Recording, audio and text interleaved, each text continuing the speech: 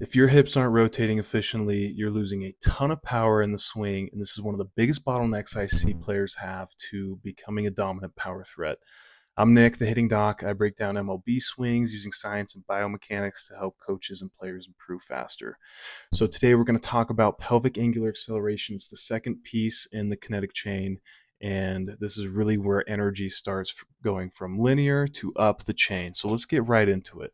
So I have a video here of Acuña, and I want you to notice his stance here looks nice and balanced, hands up high. He looks ready to go.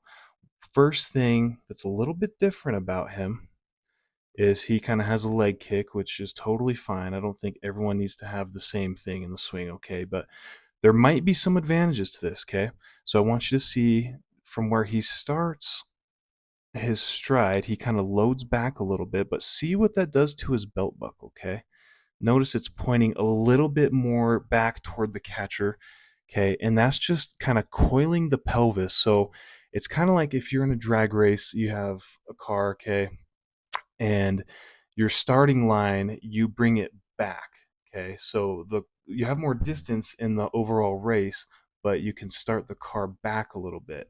What that does is it helps the car have more time or more of a window to reach that top speed, okay? So even though it's more distance, you have more of a window to accelerate. So that's one good thing about having a little coil, okay?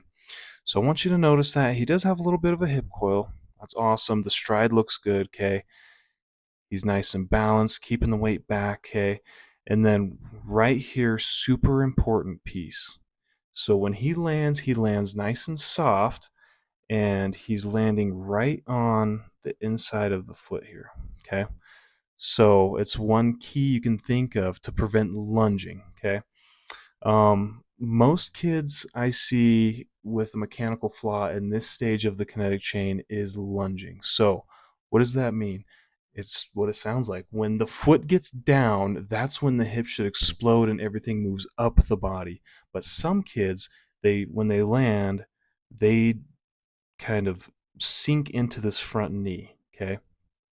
So when Acuna lands with his front foot, he keeps the front leg nice and stiff.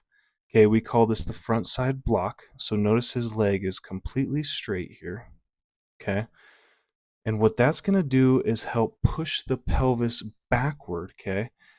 So think of it with two sides. You have your pelvis here and then here. By keeping this leg stiff and straight, it's pushing the pelvis backward. And then you also have the glutes and the muscles pushing the pelvis this way. So it's kind of a synergistic twist. Um, so keeping a front side block, we call that, is huge. So he does a great job. He's a great example of this. Uses his hips well. That's how he has so much power.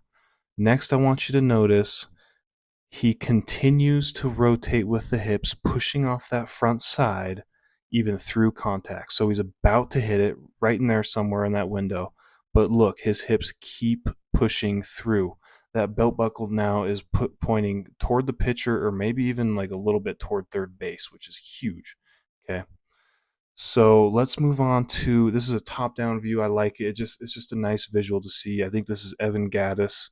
He's going oppo, but look, he's not much of a leg kick guy or much of a toe tap. He's kind of just more of a weight shifter. So he's loading here, and look at his belt buckle. Okay, it's kind of pointing somewhere in there. It's harder to tell with this view, but watch as he strides his weight forward nice and soft. He sinks in that front side, but then look, he straightens it out, stiffens the leg, and now look where his belt buckle's pointing. So it's somewhere in here right toward the pitcher. Okay. All right. And then same story, he continues rotating the pelvis even through contact. So this is post contact, and the hips continue to rotate, and now they're all the way open here somewhere in that. Okay. So that's huge. Two good examples of what it should look like. Okay. So now I've got, this is a kid I was working with. He had, quite a few things that we needed to work on, but focus on the hips for this. So this is early when we were first starting out. I want you to notice a couple things here. So he coils, he loads, kind of instantly loses connection, casts the hands a little bit, but Look at his stride here, okay? So he's kind of stepping in the bucket, we call that. So he's more toward third base. Not a huge deal, but if you find kids losing some power, that can be one reason, okay? Another thing you don't want to do is close off the foot too much, okay? So stepping inside, in this case, it'd be toward first base. That can actually prevent the hips from clearing well, okay? So as a good rule of thumb, I tell all the players just try to stride right toward the pitcher and it'll help open those hips.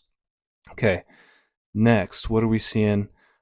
So right at contact or right before, we have a little lunge, okay? So he's sinking into that front side a bit. One way you can tell if someone's doing this is their center of mass, okay, just like we drew in the last video with talking about the stride, the center mass will continue to drift forward, okay?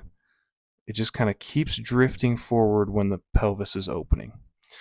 So here you can see he's lunging a bit, and notice where his pelvis kind of ends up at contact. So he's somewhere in here. He's a little closed off. He's not all the way toward the pitcher, okay?